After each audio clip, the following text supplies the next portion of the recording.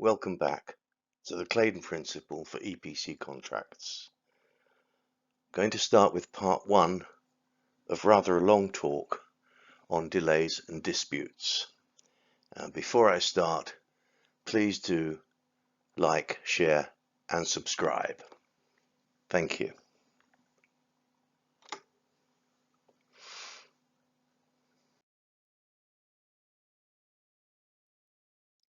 So delays and disputes.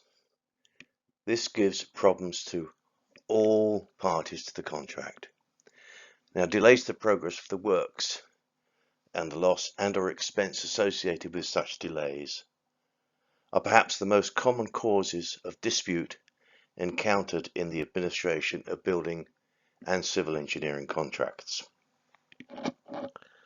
Therefore, it's not surprising that the draftsmen of standard contracts, for example, the FIDIC suite and the SBC standard building contract in UK, paid particular attention to the procedures to be followed when delays occur or are foreseen, as a result of which the contract period might become extended and or the contractor might become entitled to the reimbursement of loss and or expense.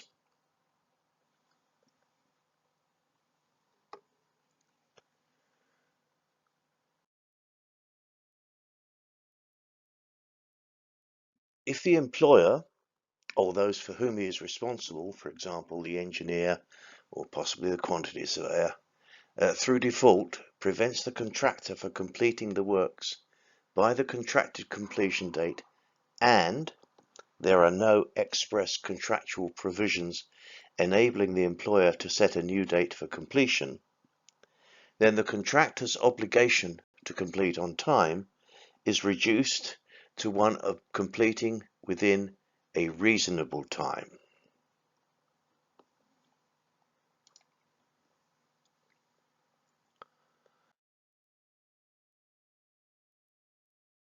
In other words, at least under a common law system, time may have become at large, under which employers lose any right that they might otherwise have to levy liquidated damages. It may be seen, therefore, that far from favouring contractors, the existence and proper administration of an extension of time clause within a contract is important for employers, as it preserves their other contractual rights should they or their representatives cause the works to be delayed.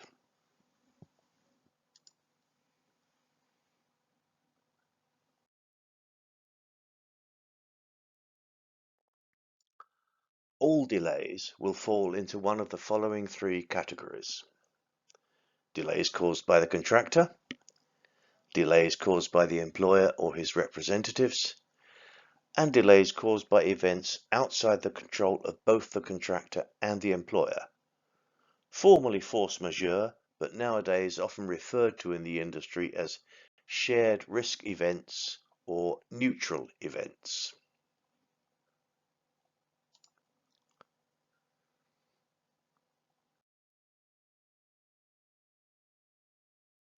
Typically, only those delays caused by the employer or by neutral events are recognized in contracts as relevant events that may give rise to an extension of time. In all cases, the contractor shall give written notice to the employer whenever it becomes reasonably apparent that the progress of the works or any section is being or is likely to be delayed, irrespective of cause.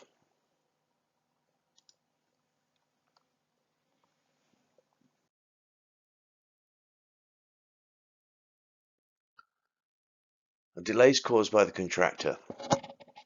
Within this category are all those delays that could have been avoided had the contractor proceeded regularly and diligently with the works, using best endeavours, not second best endeavours, at all times to avoid delays. Standard contract forms effectively require contractors to take all measures within their control to ensure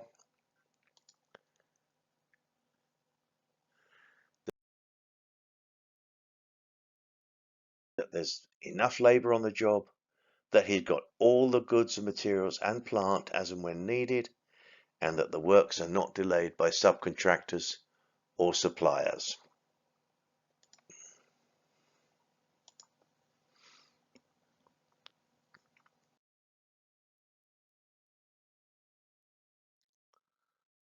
Should the contractor not take these measures and delays do occur, there is no contractual provision to permit an extension of time, nor could there be. The responsibility for any such delay lies with the contractor, and he may well, indeed probably will, expose himself to liquidated damages, or in the absence of a liquidated damages clause, to compensation.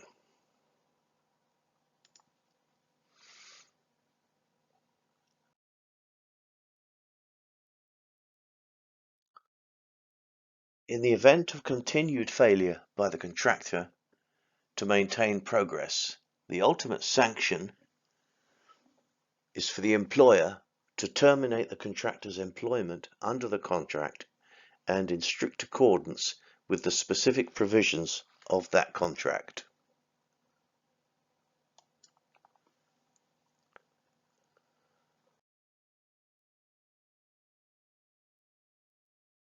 Delays caused by the employer or his representatives. Certain relevant events recognized by contract forms from action or inaction on the part of the employer or his representatives can include some or all.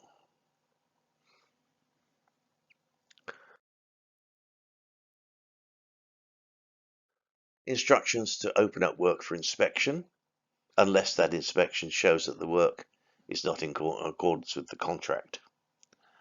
Delayed site possession, whether all of the site or part of the site. Instructions to vary the works. Instructions in regard to discrepancies within the contract documents.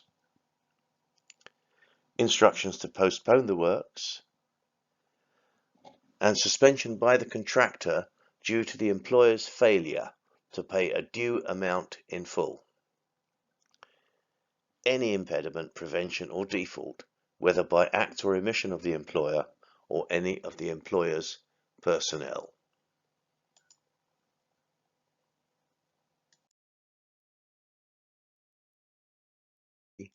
Is the corollary that not only delays within this category entitle the contractor to an extension of time if they are likely to delay the completion of the works beyond the completion date, but they may also cause the contractor to suffer loss and expense which, if incurred and subject to the issue of the relevant notices, should generally be found to be recoverable.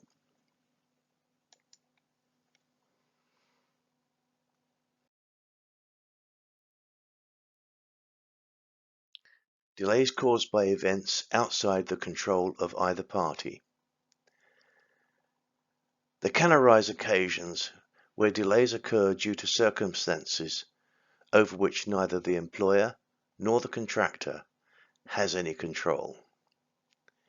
These neutral events, if not specified, may include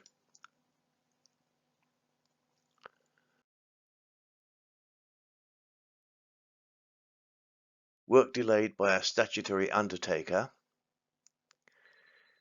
exceptionally adverse weather conditions, loss or damage caused by fire, lightning, explosion, storm, tempest, flood, earthquake, riot or civil commotion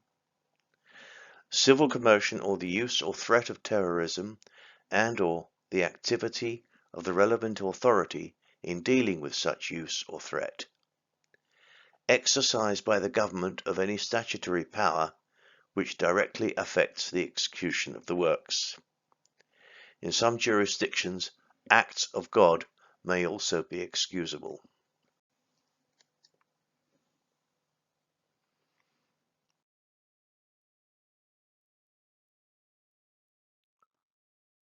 All delays within this category entitle the contractor to an extension of time if they are likely to delay the completion of works beyond the contracted completion date.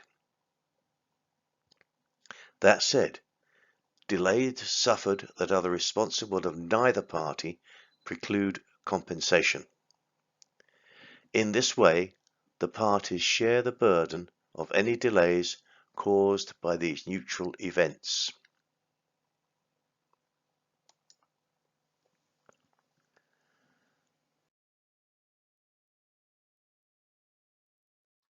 In the case of such delays, contracts impose obligations on the contractor to take all reasonable steps to avoid or reduce the delay.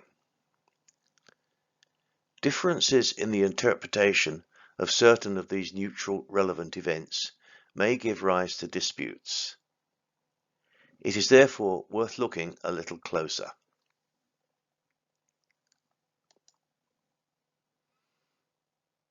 Force majeure. This phrase comes from French law, the Code Napoleon, and does not have a precise definition in English. Its literal translation is superior force, and in its broadest usage, examples might include acts of God, war, strikes, weather conditions, epidemics, pandemics, direct legislative or administrative interference, and the like. However, several of these matters are already provided for in standard contracts. Hence, force majeure is included as a general catch-all term to provide for any other event or effect that cannot reasonably be anticipated or controlled and which is not otherwise expressly included in the contract.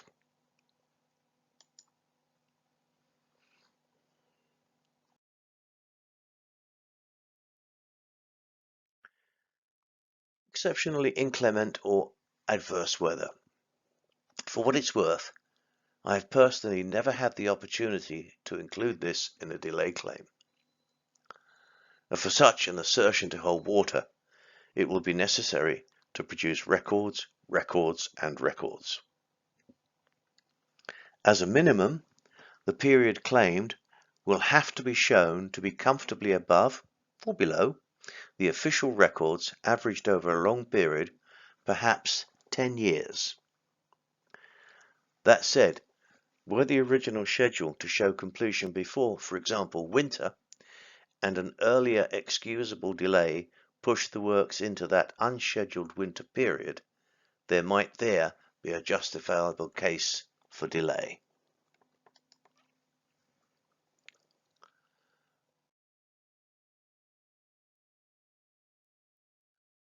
Best endeavours. A conundrum. Many contracts use the wording best endeavours and shall mitigate, but on the one hand, best endeavours does not mean second best endeavours, and mitigate does not mean eliminate. It can reasonably be suggested that neither enforce additional expenditure by the contractor. The logic is that where that delay is caused by the employer, then it is his responsibility for the additional costs, and extra cost is not permitted without his prior approval.